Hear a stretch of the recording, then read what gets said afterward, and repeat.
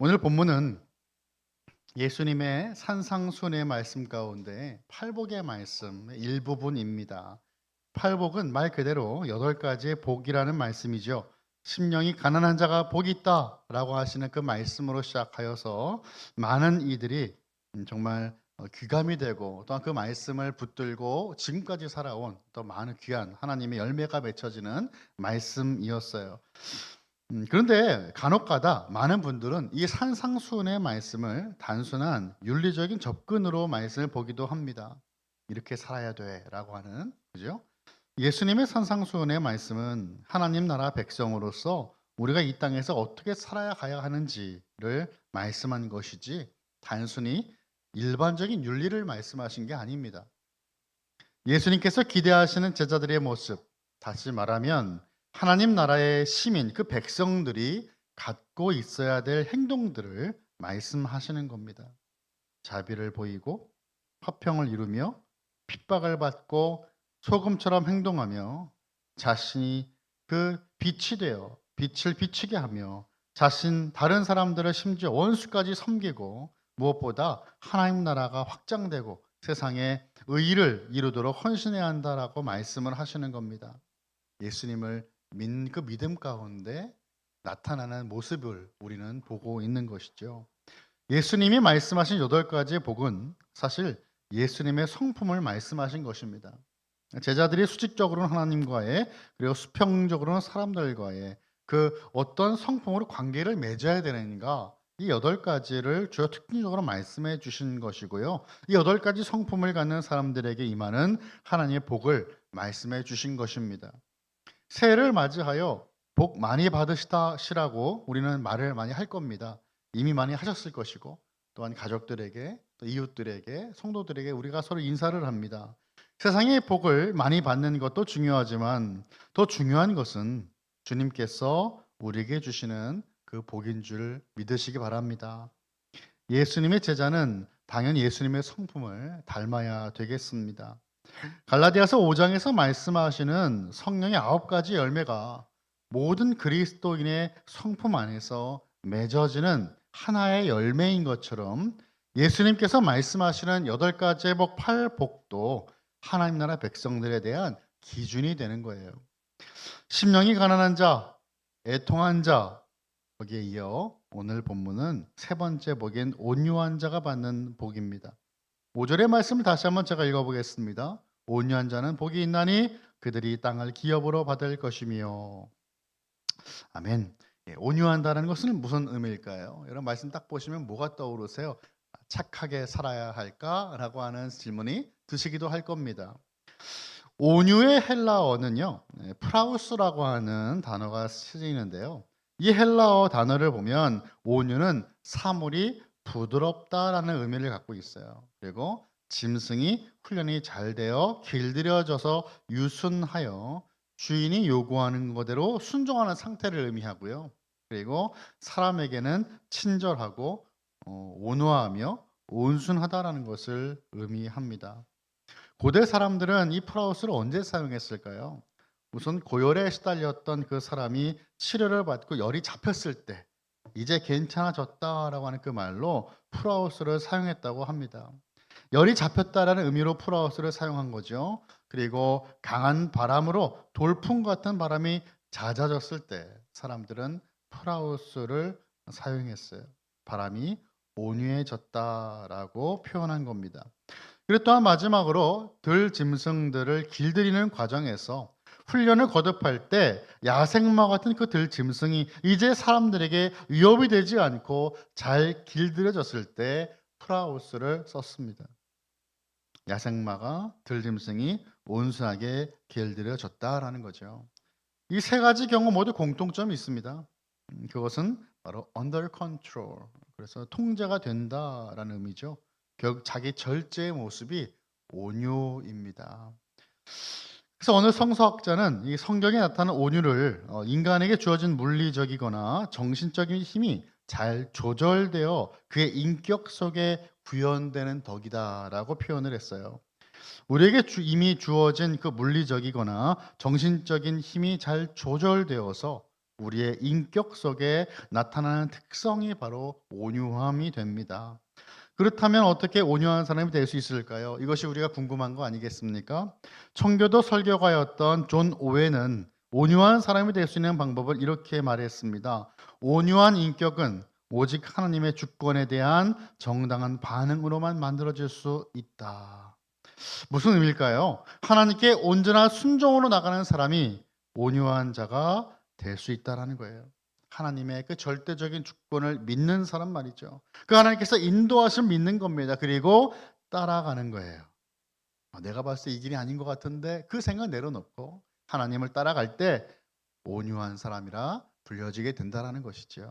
자, 온유한 사람에 대해서 조금 더 살펴보겠습니다. 첫 번째는요, 말씀드린 것처럼 온유한 사람은 하나님께 순종하는 사람입니다. 하나님께서 우리를 다루시는 손길이 선하다고 하는 것을 받아들이는 거죠. 하나님께 따지거나 반항하지 않는 것이 온유함이에요. 하나님 잠깐만요.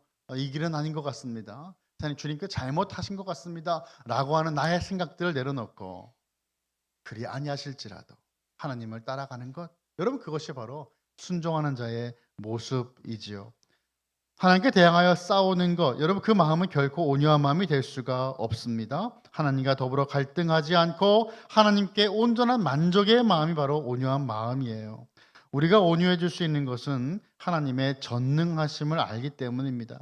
하나님의 전지전능하신 성품을 모르는 사람들은 나의 삶 가운데 이루어진 모든 일들이 단순히 내가 했다라고 생각을 하죠. 내가 잘나서 했고 나의 능력 때문이다라고 생각합니다. 나는 항상 옳다라고 착각하며 교만한 삶을 사는 것입니다. 안타깝게도 이러한 사람들은 결코 온유한 사람 될 수 없다라는 것이죠. 전지전능하신 하나님, 영원하신 하나님, 가장 높으신 주님께서 절대 주권을 행하시고 생사화복을 주관하고 계신다라고 하는 철저한 그 믿음 가운데 우리는 순종의 열매를 맺습니다. 그 하나님께서 하나님의 뜻대로 이 세상을 다스리시고 우리 인생을 주관하신다라는 거예요. 이와 같은 하나님의 능력과 성품을 맛본 성도들은 하나님의 그 주권 아래에, 하나님의 통치하심 아래에 굴복합니다. 무릎을 꿇는다라는 것이에요. 영어로 표현하면 surrender, 항복한다는 거예요. 하나님께서 우리들의 인생 가운데 역사하고 계시다는 것을 우리는 믿습니다. 그런데 항상 하나님이 내가 원하는 것만은 주시지 않잖아요. 어쩔 때는 이해가 되지 않는 일들도 행하십니다. 내가 원치 않은 것도 행하십니다. 만약 그것들이 우리의 마음에 들지 않고 우리의 뜻대로 되지 않는다고 하여서 마음이 심각하게 힘들고 힘듦을 넘어 하나님께 반항하며 따지고 원망하는 마음이 계속된다면 여러분 그 모습은 온유한 모습이 이미 아닌 것이죠. 만약 우리가 하나님께 순종하지 않고 하나님께 대해 원망하고 불평하고 교만한 마음 품고 있다면 여러분 그 사람은 당연히 온유한 자가 아닌 것입니다. 그럼 온유한 사람은 어떤 사람일까요? 언제나 어디서나 하나님의 뜻에 굴복할 수 있는 사람이에요. 고삐를 잡은 그 주인이 원하는 것으로 나를 내어 드릴 수 있는 그 자세가 바로 순종의 모습, 굴복의 모습, 그리고 하나님의 주권을 인정하는 모습이에요. 하나님께서 원하시는 모습이 어떤 모습이라고요? 성경 보니까요. 순종이다라고 그렇게 말씀하시지 않았습니까? 사무엘상 15장 22절의 말씀 보면은 이렇게 말씀했어요. 사무엘이 이르되 여호와께서 번제와 다른 제사를 그의 목소리를 청종하는 것을 좋아하심 같이 좋아하시겠나이까? 순종이 제사보다 낫고 듣는 것이 순양의 기름보다 나으니라고 말씀하였어요. 순종이 제사보다 낫다고 했습니다. 여러분 무슨 의미일까요? 아무리 예배를 많이 드리고 봉사를 많이 한다고 해도 하나님의 말씀에 순종이 없다면 아무런 소용이 없다. 하나님의 뜻이라면 나의 생각과 달라도 묵묵히 따르는 그 모습이 바로 온유한 자의 모습인 순종의 모습입니다. 할렐루야. 아멘. 순종의 모습으로 주님 앞에 나아가는 온유한 열매를 맺는 저와 여러분 되길 원합니다. 두 번째는 온유한 사람은 타인에게 너그러운 사람입니다. 온유함은 우선적으로 하나님께 대한 태도이지만 또한 사람들 앞에서도 온유함이기도 해요. 예수님께서 말씀하신 것처럼 온유한 자들은 악한 자들을 대적하지 않습니다. 이게 무슨 의미? 하나님께 맡긴다는 얘기예요. 나는 그 자리에 서지 않겠다. 오른뺨을 맞으면 왼편도 돌려대는 거죠. 또한 다른 사람들을 위할 줄 아는 사람입니다. 억지로 오리를 가게 하면 심리를 동행하는 사람인 것입니다. 그래서 두 번째로 온유한 사람은 하나님과의 그 관계에 이어서 다른 이들과의 그 관계 가운데서도 그 온유함이 나타나는 거예요. 민수기 12장 1절에 3절의 말씀을 한번 제가 읽어보겠습니다. 모세가 굿수 여자를 취하였더니 그 굿수 여자를 취하였으므로 미리암과 아론이 모세를 비방하니라. 그들 이르되 여호와께서 모세와만 말씀하셨느냐 우리와도 말씀하지 아니하셨느냐 하매 여호와께서 이 말씀을 들으셨더라. 이 사람 모세는 온유함이 지면의 모든 사람보다 더하더라. 아멘. 모세가 굿수 여인을 취해서 결혼을 한 거죠.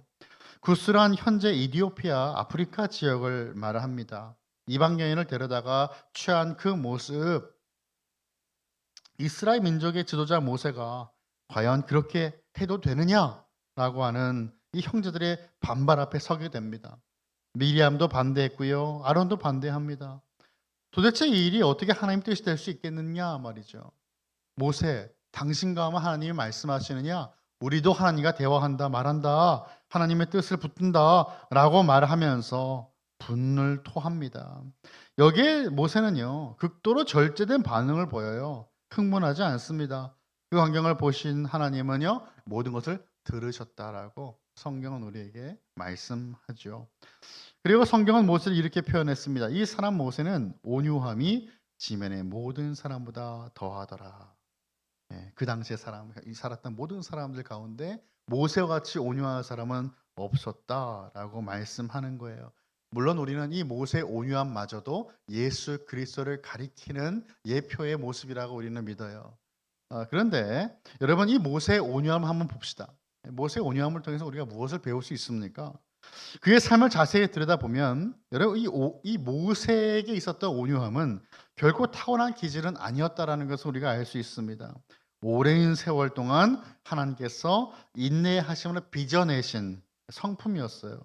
젊은 시절의 모세 어떻습니까? 자신의 힘으로 무엇이든 이루려고 했던 사람이었습니다. 성격이 급했고 자기 뜻이 강했을 것입니다. 모세는 하나님께서 자신을 통해 이스라엘을 애굽에서 구원하실 것이라고 하는 그 소명을 어느 정도 느끼고 있었겠죠. 그 소명을 어느 정도 느끼고 있었을 겁니다. 그래서 그는 애굽 사람을 결국 죽이고 말지 않습니까? 사도행전 7장 25절의 말씀 보면 이렇게 말씀합니다. 그는 그의 형제들이 하나님께서 자기의 손을 통하여 구원해 주시는 것을 깨달으리라고 생각하였으나 그들이 깨닫지 못하였더라. 하나님은 이러한 모세를 바로 사용하지 않으시죠.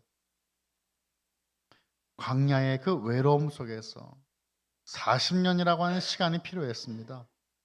이스라엘을 이끄는 그 목자가 아니라 양을 치는 목자로 40년 동안 그렇게 시간을 보내야만 되었어요. 여러분 그 시간은 어떤 시간이었습니까? 그의 옛 모습을 철저하게 죽이는 시간이었겠죠. 그의 자아는 낮아졌습니다. 그리고 불붙은 떨기나무 가운데 부르시는 하나님의 그 음성을, 그 부르심을 들을 준비가 되는 겁니다. 40년은 시험의 세월이었습니다. 어쩌면 모세는 스스로에게 물었을지도 모르죠. 나는 이제 끝났나? 내가 또 언제 하나님께 쓰임 받을 수 있을까? 하나님께 쓰임 받기 위해서 다시 애굽으로 가야 되는가? 궁으로 돌아가야 되는가? 여러 생각을 했을 것입니다. 하지만 여러분 그 세월 동안 인내와 하나님의 뜻에 대한 복종을 배울 수 있는 시간이 되었죠. 광야는 쓸모없게 만드는 시간이 아니라 오히려 온유하게 그를 다듬는 시간이 되었습니다. 사랑하는 성도 여러분, 이 온유함은 하나님 나라 백성의 특징이지요. 마치 성령의 9가지 열매와 같이 나는 이것이 없으니까 할 수 없어 라고 하는 있어도 되고 있으면 감사하고 없으면 그만인 그런 모습이 아니라는 것을 우리는 깨달아야 되겠어요.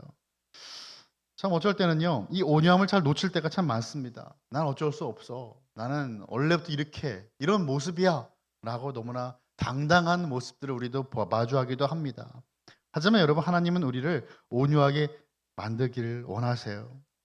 먼저 우리의 교만을 깨뜨리셔야 할 때가 있어요. 우리의 자존심을 무너뜨리셔야 할 때가 있습니다. 그분의 강한 손 아래에서 우리를 낮추셔야 할 때가 있어요. 그래서 하나님은 시험의 시간을 우리에게 주시는 것입니다. 우리의 마음속 깊이 숨겨준 그 야망과 욕심을 모두 드러내시죠. 우리가 얼마나 우리 자신을 의지하고 있는가를 나타내기도 하십니다. 그리고 인내로 우리를 변화시키십니다.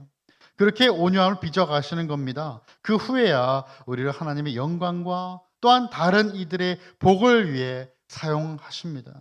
이것이 하나님과의 관계만이 아니라 이제 이 온유함이 하나님께서 허락하시는 사람과 사람의 관계를 통해서 나타나는 거예요. 우리가 진정으로 하나님의 주권에 순종하는 사람이라면 우리는 우리에게 악을 행하는 사람에게도 온유할 수 있는 것이죠. 하나님, 저들의 죄를 저들에게 묻지 마시옵소서. 이것은 예수님의 기도뿐만 아니라 스데반의 기도였습니다. 자, 세 번째, 온유한 사람은 예수님을 본받는 사람입니다.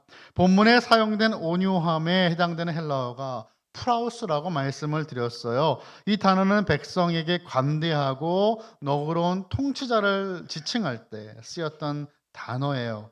그래서 온유함 하면 아마 우리가 고린도전서 13장의 말씀을 떠올릴 겁니다. 사랑장에 나타난 구절이잖아요. 네, 고린도전서 13장 4절의 말씀 같이 한번 읽어보겠습니다. 시작.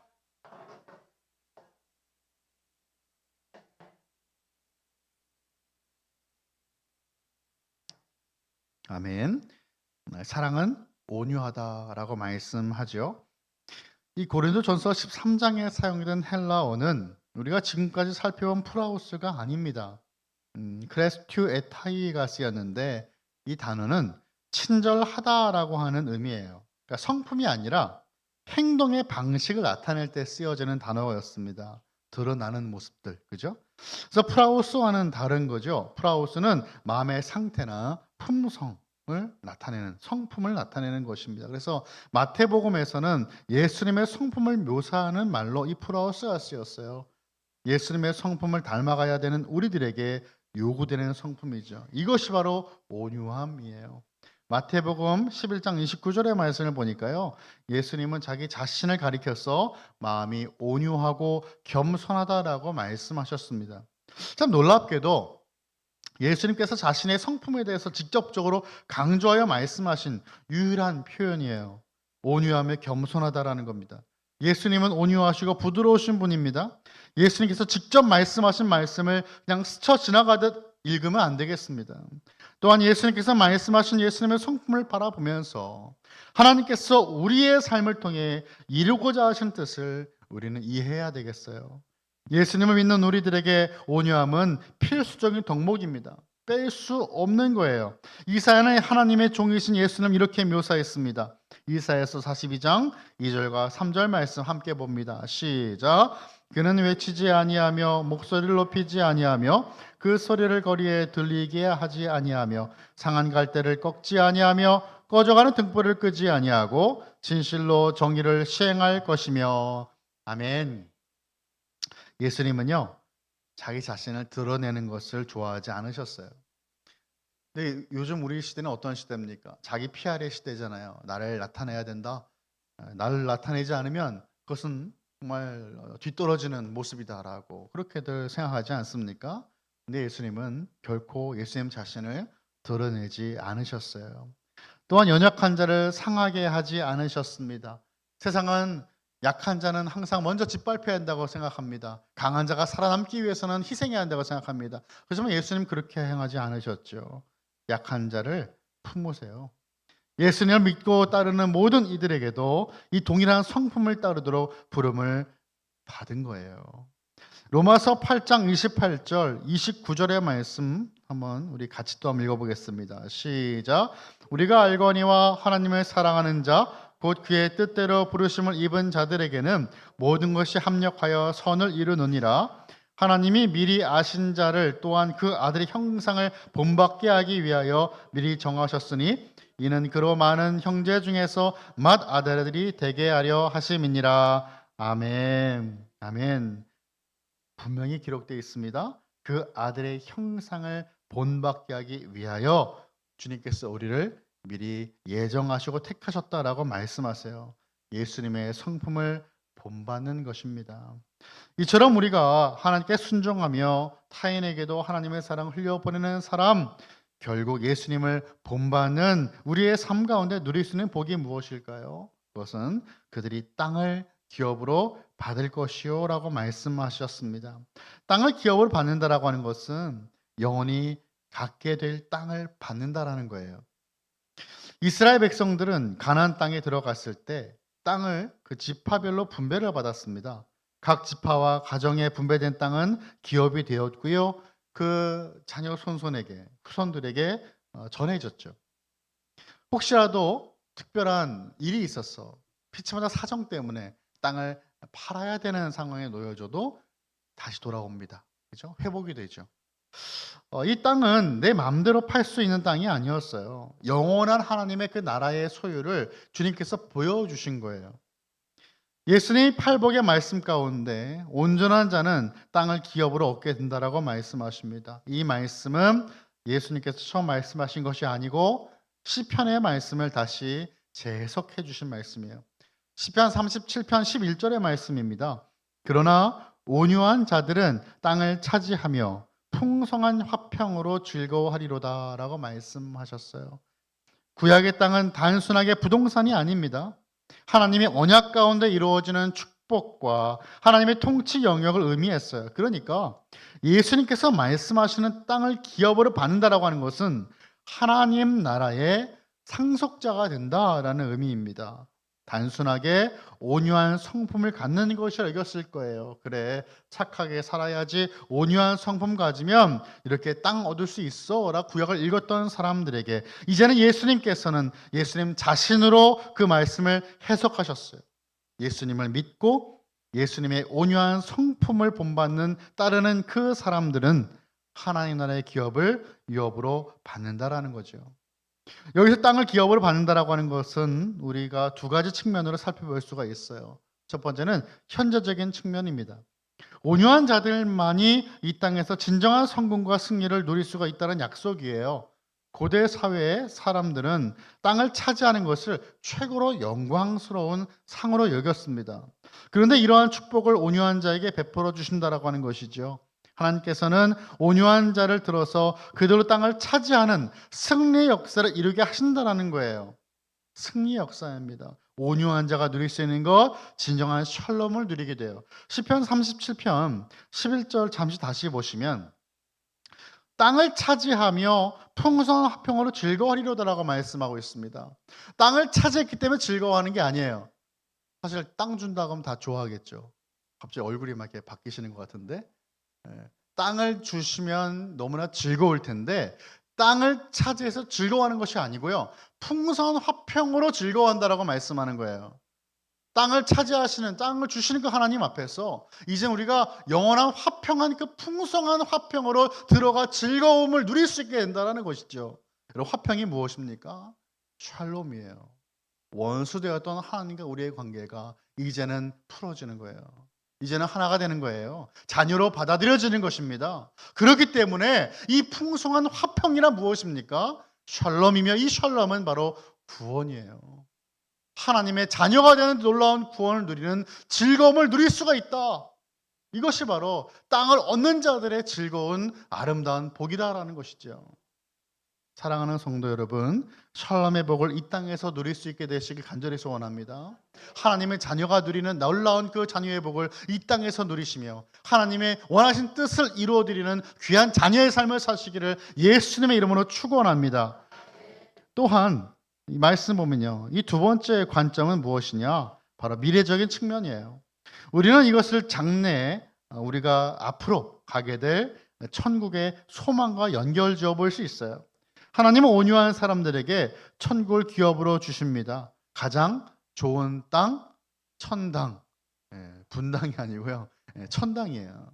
가장 좋은 땅, 천국이죠. 천국은 온유한 사람들만 들어갈 수 있는 한 나라라고 말씀하는 것입니다. 만약 온유하지 못하는 사람들, 자기 절제하지 못하는 사람과 같은 교만한 사람들이 천국에 들어갈 수 있다면 그것은 이미 천국이 아니죠. 그것은 천국이 아니에요. 예수님 믿는 사람들은 성품이 변화되어야 되겠죠. 하나님 나라 백성다운 모습으로 변하는 거예요. 변화될 수밖에 없는 것입니다. 성경은 분명 우리에게 말씀합니다. 우리가 하나님을 알 때, 그리고 그분의 임재 안에 설 때, 비로소 우리는 우리 자신을 있는 그대로 보게 됩니다. 하나님 앞에서 내가 어떤 존재인지 알 때 우리는 우리의 마음이 가난해짐을 느끼게 되죠. 이것이 바로 심령이 가난한 자예요. 그때 우리는 나의 죄를 애통하게 됩니다. 하나님을 만났거든요. 나의 죄가 보입니다. 애통하는 자 하나님은 약속을 주십니다. 그들이 위로를 받을 것이며 말씀하셨어요. 그리고 자신을 참되게 본 자는 모든 일에 하나님의 뜻 앞에 머리를 숙이게 되겠죠. 하나님의 놀라운 은혜를 경험한 사람, 그 부드러운 온유함을 경험한 사람은 이제는 하나님뿐 아니라 다른 이들에게도 그 온유하고 부드러운 태도로, 그 성품으로 나아갈 수 있는 것입니다. 사랑하는 성도 여러분, 말씀을 정리합니다. 이제 설을 맞이하며 이제 많은 사람들과 만나시게 될 겁니다. 온유한 자가 되시길 간절히 축복합니다. 온유함은 약함이 아니에요. 하나님 앞에서 순종할 수 있는 사람만이 갖고 있는 강함입니다. 온유는 손해보는 삶이 아닙니다. 온유한 자의 삶은 하나님께 순종함으로 자신의 삶을 하나님께 맡기는 삶입니다. 세상은 끊임없이 우리에게 취해야 된다고, 쟁취해야 한다고, 먼저 빼앗으라고 그렇게 소리칠 겁니다. 하지만 우리 주님은 우리에게 모든 것을 하나님께 맡기라라고 말씀하십니다. 그리고 나를 따르라라고 말씀을 하시는 겁니다. 우리 주님 약속하십니다. 온유한 자는 복이 있나니 그들이 땅을 기업으로 받을 것이며, 이 은혜를 누릴 수 있는 저와 여러분, 우리 모든 칼빈교회 성도 다 되시기를 예수님의 이름으로 간절히 축원합니다.